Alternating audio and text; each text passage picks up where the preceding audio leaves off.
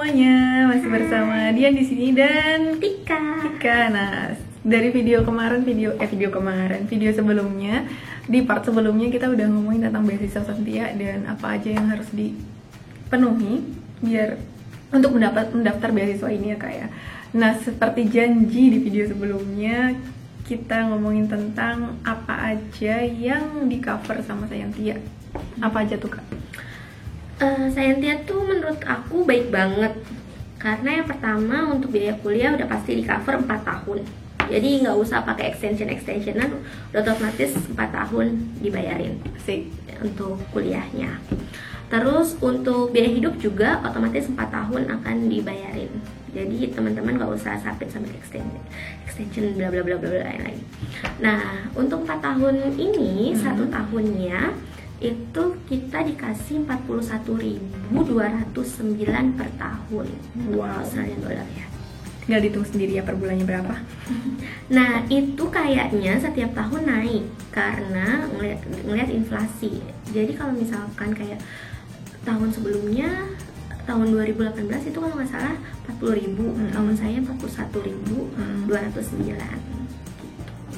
Nah terus selain itu ada yang namanya dana capacity building, dana career development ya gitulah. Nah itu kita dapat 10.000 per tahun, 10.000 Australian dollar per tahun. Per tahun ya Kak? Iya. Nah 10.000 dolar ini bisa membantu kita kalau untuk tahun pertama pasti untuk tiket Jakarta Sydney itu diambil dari 10.000 dolar. Nah terus mereka juga cover insurance. Nah insurance-nya tapi yang mereka cover saya lupa sekitar 2.000 berapa gitu, tapi nanti sisanya bisa diambil dari 10.000 per tahun tadi. Terserah bebas ya yang 10.000 itu berarti. Iya. Nah kan nanti ada sisanya. Kalau saya waktu itu sisanya 7.000-an. 7.000-an itu bisa kita pakai untuk training, untuk conference, untuk research visit, atau untuk meeting sekalipun. Jadi misalkan teman-teman ada meeting sama subjek penelitian teman-teman atau stakeholder terkait penelitian teman-teman, itu teman-teman bisa gunain dana itu untuk meeting tersebut. Tapi dana itu nggak bisa dipakai untuk misalkan ngumpulin data, itu nggak boleh. Untuk beli software itu nggak boleh. Nah jadi itu benar-benar, atau bayar iuran keanggotaan anggota profesi tertentu itu juga nggak boleh. Jadi benar-benar untuk pengembangan diri kita. Nah trainingnya pun itu nggak hanya terbatas training, misalkan training analisis data, nggak hanya itu aja, tapi boleh kayak misalkan saya butuh training public speaking atau oral presentation atau bikin poster. Nah teman-teman boleh gunain itu, atau teman-teman, bahkan teman saya ada yang pakai dana itu untuk les acting karena menurut dia ya dia butuh les acting untuk les drama seperti itu. Jadi untuk biar ngajar, biar sambil berakting gitu. Ya terserah, asal kita punya justifikasi dengan karir mentor kita. Jadi di supervisor tim kita itu nanti ada 1 orang yang bertindak sebagai karir mentor. Nah karir mentor ini akan memberikan bantuan advice, terus nanti kita bisa curhat kita tuh mau jadi apa sama beliau. Nah nanti beliaunya akan ngelihat, jadi setiap tahun kita diminta bikin career development goals gitu. Nanti beliau yang akan melihat apakah career development goals kita ini sesuai dengan tujuan utama karir kita ke depan gitu. Luar biasa ya, jadi Santia nggak cuma mikirin tentang apa yang mereka dapat juga, padahal kan mereka ngasih beasiswa nih, tapi bukan hanya mereka dapat apa, tapi bagaimana karir ke depannya itu juga sangat-sangat diperhatikan ya. Dan Santia itu nggak mengharuskan kita harus di kampus selama 4 tahun, jadi minimal itu 2 tahun. Dan tahun pertama harus full di kampus. Jadi misal ambil data ke Indonesia berapa lama gitu juga tetap jalan tuh. Tetap jalan insya Allah. Luar biasa. Jadi Terus dia memang sangat generous. generous. Terus kemudian dia ini juga apalagi ya yang teman-teman perlu tahu. Oh iya, teman-teman, kalau misalkan Scientia sendiri juga banyak kursusnya yang mereka develop untuk Scientia candidates. Jadi kalau Scientia tuh banyak banget eventnya, banyak banget course-nya kayak strategi publikasi. Mereka udah nyediain course-nya sendiri. Terus bagaimana kita men-setting karir kita ke depan, itu juga ada course-nya sendiri khusus PhD Scientia gitu. Dan kita tuh nanti kalau Scientia PhD candidate, di profile student kita itu ada bintangnya Scientia gitu. Seriously? Iya. Menarik banget. Ya, jadi kita ketahuan kalau kita Scientia. So menakutkan. Kenapa menakutkan? Karena kalian jelek jadi ketahuan. Terus apa lagi nih Kak privilege-nya lagi sebagai penerima beasiswa Scientia? Privilege-nya itu ya nggak tahu ya apa yang berbeda dari Scientia. Jadi ketika kita dikenalin sama supervisor kita di hadapan umum oleh dekan kita, head of school dan lain-lain, pasti disebut sis our Scientia PhD student, pasti ya pakai Scientia gitu. Aku pun nggak ngerti kenapa sebenarnya. Karena kakak dibayarin Kak, mohon maaf. Mereka membayar Anda. Sebenarnya banyak kok beasiswa yang dikasih dari NSW selain Scientia. Apa lagi tuh Kak? Ada yang RTP, Research Training Program, ada aku lupa namanya, depannya T yang jelas, itu juga dibayarin, di provide oleh NSW. Nah temen-temen, aku kemarin lupa jelasin, satu project itu bisa 2 kandidat yang diterima. Jadi nggak hanya satu project untuk satu kandidat, tapi kadang-kadang ada satu project yang 2 kandidat yang diterima. Nah, salah satunya project aku kemarin, kita tuh ada 2 orang Indonesia yang diterima di project tersebut. Mantap sekali. Jadi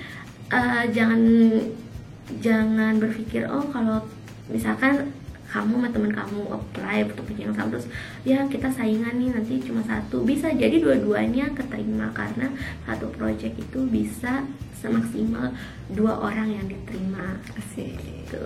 Kayak punya kakak ya? Iya.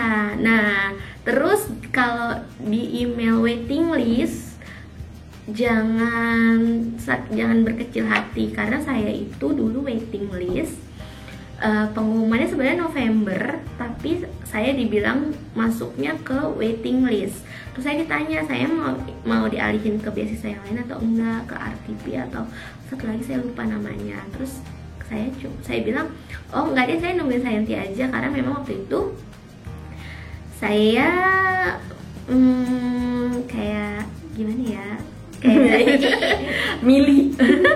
bukan milih sih, cuma ya udah, kalau nggak terima ya udah gitu loh, nggak apa-apa gitu. Aku cuma maunya Scientia. Iya, nothing tulus aja. Cuma aku lagi belum ngoyo PhD ceritanya.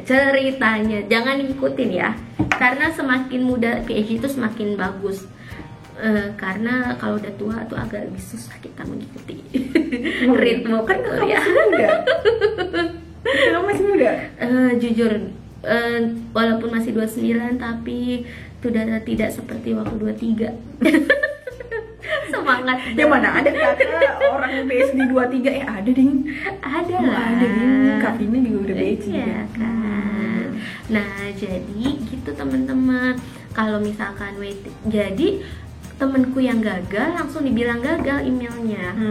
Terus yang keterima langsung dibilang keterima. Nah, emailku itu waiting list, dan aku menunggu waiting listnya, dan alhamdulillah bulan Mei 2019 di email bahwa aku keterima. Jadi jangan patah semangat dulu kalau waiting list, ya tetap aja kita tetap berdoa supaya dapat. Alhamdulillah, ternyata mah rezekinya. Iya, Kalau rezeki nggak kemana. alhamdulillah.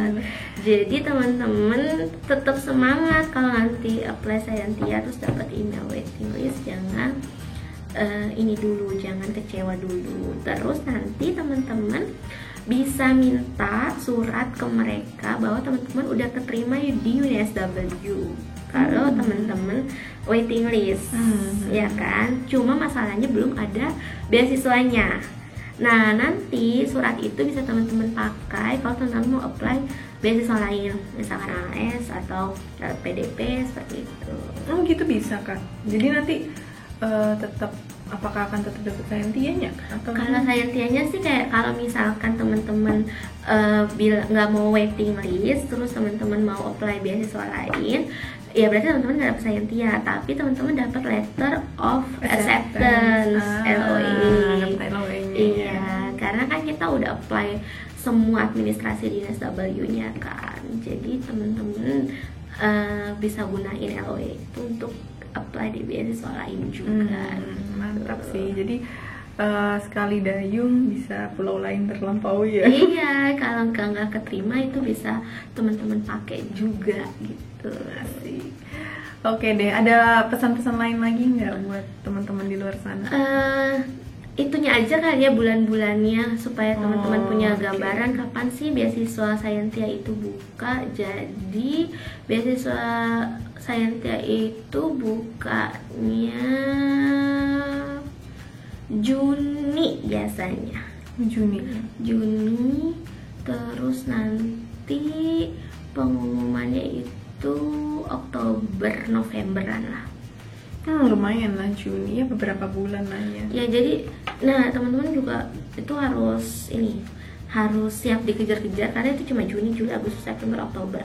Nah, 5 bulan tapi cepet banget ya itu ya. Iya, 5 bulan, dan pengumuman dari tahap express of interest ke mana namanya, ke wawancara, dari wawancara ke shortlist candidates itu cepet banget. Aku aja tuh waktu itu tes IELTS-nya bener-bener alhamdulillahnya waktu itu masih ada slot tes di IDP Pondok Indah, karena harus submit itu kalau nggak salah cuma dikasih waktu 2-3 minggu gitu untuk submit. Iya, soalnya IELTS-nya juga butuh waktu yang panjang ya, nunggu dia keluar hasilnya. Iya kan, kita butuh 14 hari kan, 10 hari lah gitu kan buat keluar IELTS. Nah IELTS-nya pun itu ngikutin kriteria school aja. Kalau nggak salah, kalau public health itu, kalau aku nggak salah 6,5. Kalau aku nggak salah. Berarti kakak di atas nih, santai sampai lupa berapa. Ya enggak sih. enggak, yang penting latihan aja kok. Iya, bisa pasti. Insya Pasti Allah. bisa kok teman-teman. Apalagi kalau yang anak-anak zaman sekarang ngomongnya which is gitu, pasti kan udah lebih jago which is. dari saya. Oke, ada lagi nggak kak yang disampaikan lagi? Ya palingan supervisor saya waktu itu pernah cerita ada yang apply express of interest tapi nulisnya cuma beberapa kalimat gitu loh, kayak nggak niat atau nggak niat saya nggak ngerti. Cuma dari situ, dan itu orang Indonesia. Terus kata supervisor saya, kenapa sih pas apply nggak dipikirin dulu bahwa kok cuma segini gitu kan, jadi kayak kurang menghargai. Jadi kalau bisa jangan asal-asalan gitu lah kalau kita mau apply sesuatu. Iya, karena kita bawa nama, kita asalnya dari mana. Iya, karena supervisor saya sampai inget gitu. Saya jadi malu. Terus saya juga Indonesia kan, ketika kamu mah panjang gitu, maksudnya sesuai ketentuan. Cuma kalau ya kita emang sih ada maksimalnya 200 kata, tapi kalau cuma 50 kata kayak supervisor saya kurang menunjukkan keinginan kuat untuk apply beasiswa. Jadi harus memiliki keinginan kuat dan harus bisa menunjukkannya bahwa benar-benar pengen gitu ya. Betul. Oke, makasih banget nih Kak Tika sharing-sharingnya. Sama-sama. Semoga Dia. sukses nih ke depannya Makasih. menjalani PhD semakin wah mantap lah pokoknya. Dan teman-teman, pesan dari aku terakhir, kalau mau S3 di luar negeri banyak banget beasiswa, nggak hanya LPDP, AAS atau Fulbright, tapi itu dari kampus itu banyak sekali untuk PhD, karena mereka tuh perlu mahasiswa PhD untuk menjalani research mereka. Dan kadang-kadang beasiswa dari kampus itu banyak yang generous dan nggak kalah besarnya gitu. Maksudnya kita bisa hidup lah dengan beasiswa itu. Bukan hanya nggak kalah besar, itu besar banget kakak. Iya, maksudnya teman-teman harus aktif juga nyari gitu. Bener. Supaya nggak cuma aduh aku nggak keterima LPDP, aku nggak keterima ini, terus aku jangan nganggap itu ketutup. Tapi banyak sekali peluang PhD dan banyak banget, aku kenal banyak banget mahasiswa-mahasiswa Indonesia di Eropa dan di negara-negara lain yang S3-nya dibiayai oleh kampus ataupun oleh pemerintah setempat gitu. Jadi peluangnya banyak, rezeki bisa datang dari mana-mana aja. Betul. Oke, terima kasih banyak Kak. Semoga lancar Sama-sama. semuanya PhD-nya, bisa lulus Amin. dengan lancar, Amin. bahagia selalu di sini. Pokoknya terima kasih atas semua informasinya. Kita doain dia keterima Scientia ya. Mari kita lihat saja nanti. Bismillah, semoga ya. Amin. Ya, terima kasih udah nonton video ini. Semoga videonya bermanfaat. Sampai jumpa di video-video selanjutnya dengan bahasan-bahasan yang lain. Thanks for watching. Jangan lupa like, comment, dan subscribe. See you. Bye.